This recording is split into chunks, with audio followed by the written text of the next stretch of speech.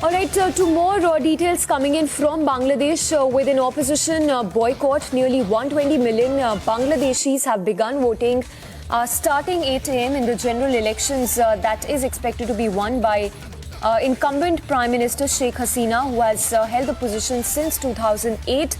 The run-up to the election has been marred with incidents of violence and arson, where at least 5 schools were set ablaze along with 4 coaches of a train on Friday. Meanwhile, note that at least 5 people have lost their lives. Meanwhile, main opposition party has boycotted the election and has called for a 48-hour strike.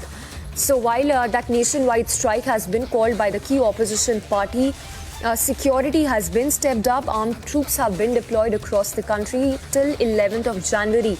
So tensions, of course, have spiked in Bangladesh since October, when massive anti-government rally had taken place that demanded Sheikh Hasina's resignation and a caretaker government to oversee the election that turned violent.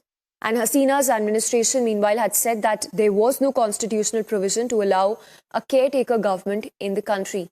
So in the latest, security has been heightened. Paramilitary forces have been deployed till 11th of January. Meanwhile, voting has commenced and would continue till 5 p.m. The results are expected to start flowing from early January 8th, which is tomorrow. And details also we are tracking as far as elections in Bangladesh are concerned. More than 1,500 candidates from 27 political parties are contesting the election, besides 436 independent candidates. 27 political parties that are contesting the elections include the opposition JAPA. The rest are members of the ruling Awami League-led coalition. Listen in to the first reaction, in fact, that's coming from Sheikh Hasina as she'd gone to cast her vote at the polling station. I just want to ask you, credibility, I have to prove credibility, right? To whom? To whom? Right. A terrorist party?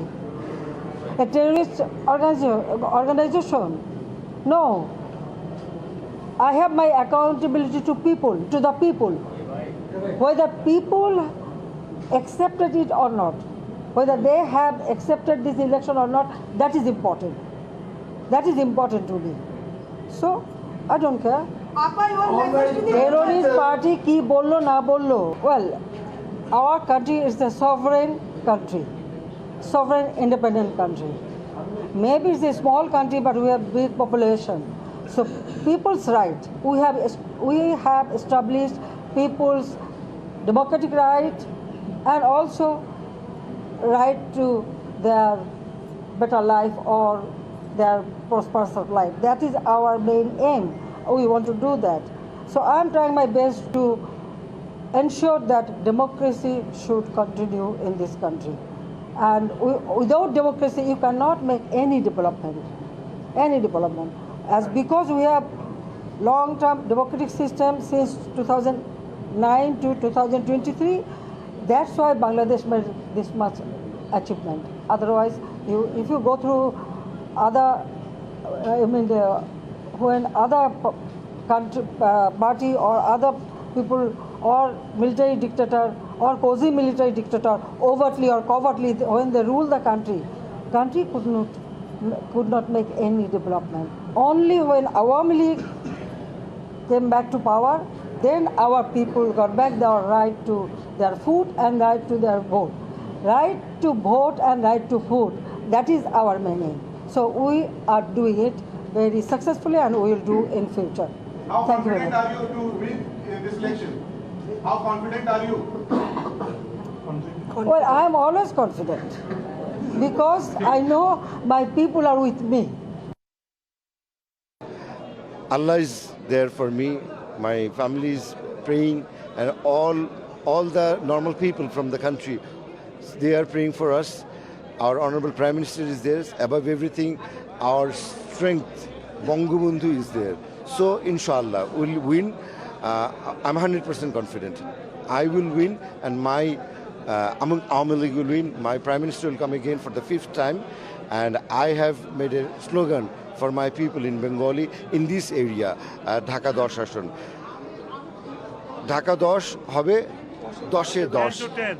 Like my Dhaka 10 will get 10 out of 10. That's what my belief. Jai Bangla, Jai Bangabandhu. We already introduced EVM, and our EVM machines were excellent. Compared to Indian ones, our ones were much better. But the problem is this: whenever something new is introduced, majority people believe there is something wrong. It is a magic machine. If vote is given here, it goes there. So it was very difficult for us to take the political parties on board that EVM machine is a unique machine. In future, if EVM, we have to resort to EVM, or if India invents some sort of electronic voting system, we have to go for that. This physical system is difficult. But your EVM, I know, India, I asked your election commissioner, it also was difficult for India to peacefully manage Indian elections until before EVM was introduced. So introduction of EVM in Indian system has brought about major changes regarding peacefulness and credibility of election.